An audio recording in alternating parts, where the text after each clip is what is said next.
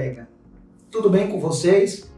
Matheus aqui falando e hoje trarei uma informação muito importante para você que é médico e atua em pronto-socorro e que acaba se deparando muito com pacientes pediátricos. Como identificar um paciente pediátrico grave? Será que você sabe? É importante aprender a sistematização para atendimento pediátrico, porque naquele momento de estresse, se você não tiver seu conteúdo bem sedimentado, você poderá errar. E isso é muito comum, porque o estresse, a emoção, faz com que você perca a razão. E aí, hoje, eu trarei para você a terceira aula do módulo de aulas relacionadas ao atendimento do paciente grave. A primeira aula é a avaliação do paciente grave, avaliação inicial, é o triângulo de avaliação inicial, chamado pelo mnemônico de TAP. A segunda avaliação é a avaliação primária, que é o famoso ABCDE. E a terceira avaliação, a terceira fase é a avaliação secundária e também a fase onde se faz os exames diagnósticos. E é essa fase que eu falarei para vocês nesse momento. Antes de você assistir essa aula que eu darei para vocês, eu sugiro que vocês assistam às aulas de TAP e de avaliação primária, para que você tenha um fluxo contínuo de atendimento ao paciente grave. Depois de ter prestado o atendimento inicial a seu paciente grave, você deverá ter extrema certeza de que seu paciente está em uma condição estável. Frente a essa situação, você poderá abrir a fase de avaliação secundária. A fase de avaliação secundária é aquela fase que você vai se destinar ao acompanhante da criança, no caso o pai, ou a mãe ou um responsável, e tomará algumas medidas de informação referentes ao ocorrido ou dos antecedentes do paciente em questão. Da mesma forma que ocorre a sistematização do raciocínio na fase inicial, no TAP, e na fase do ABCDE, na avaliação inicial, na avaliação secundária, ocorre da mesma forma. Você vai usar o mnemônico SAMPLE, S-A-M-P-L-E. O S se relaciona aos sinais e sintomas. Basicamente, a história da moléstia atual. Você vai conversar com o acompanhante a respeito de como começou o quadro de adoecimento atual, como começaram os sintomas, tudo referente à história da moléstia atual. O A, você vai perguntar especificamente sobre alergias. O M, você vai perguntar sobre as questões relacionadas a medicações em uso. O P é o passado patológico, basicamente doenças. Adolescentes, meninas, adolescentes, moças, sempre pergunte sobre risco para prenhez. Última menstruação, se tem essa informação.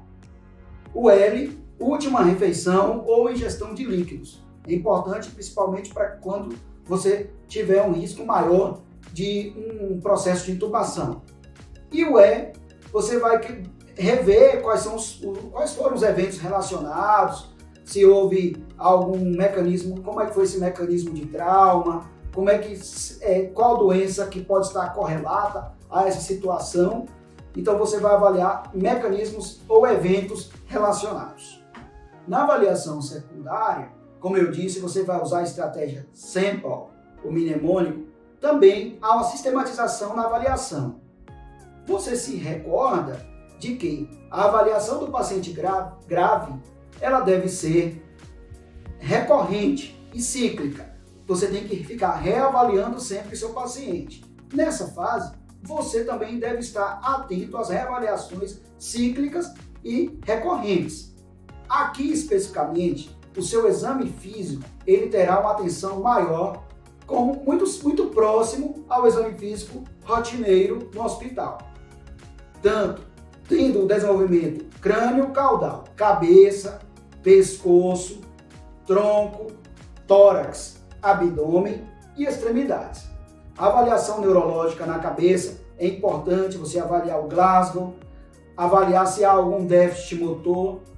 É importante também que você palpe todos os segmentos do paciente. Palpe a cabeça, atrás de crepitações, de edemas, de locais com hematomas. Também é importante que você auscute, não se esqueça de auscultar a região cervical, principalmente se for paciente de politrauma. O exame segmentar do tronco, tanto do tórax quanto do abdômen, também envolve as mesmas características do exame físico normal. Não se esqueça de fazer a ausculta, mesmo que o ambiente não favoreça, a ausculta é necessária, mas antes de tudo, você deve observar se há assimetrias, se há hematomas, se há abaulamentos, se há retrações, se o paciente sente dor em determinada localidade. Tudo isso é importantíssimo para que seu exame seja o mais acurado possível. Nessa fase, você já viu que tem o mnemônico sample, tem o exame físico segmentar crânio-caudal rigoroso e, por fim, a solicitação dos exames. Existem peculiaridades a depender de cada caso. Trauma, politrauma, TCE, trauma na coluna, tiro, PAF, sepse, pneumonia, meningite. Existem exames específicos que você deve solicitar.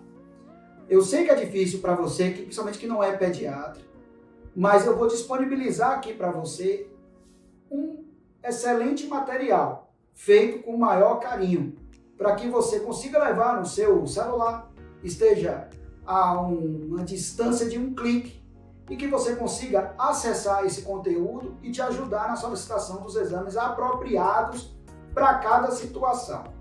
Essa é a última fase do atendimento ao paciente grave. A partir desse momento, você vai tomar medida, chamar um especialista, transferir seu paciente para outro local. É importante que você veja as outras aulas, a do TAP e a da avaliação inicial, porque elas vão dominar o cenário do paciente grave e vai ser onde você vai precisar tomar mais acertadamente as condutas. Espero que você tenha gostado das aulas, espero que tenha serventia para você e também não se esqueça, o conteúdo será disponibilizado e terá a uma distância de um clique para que você possa utilizá-lo na prática.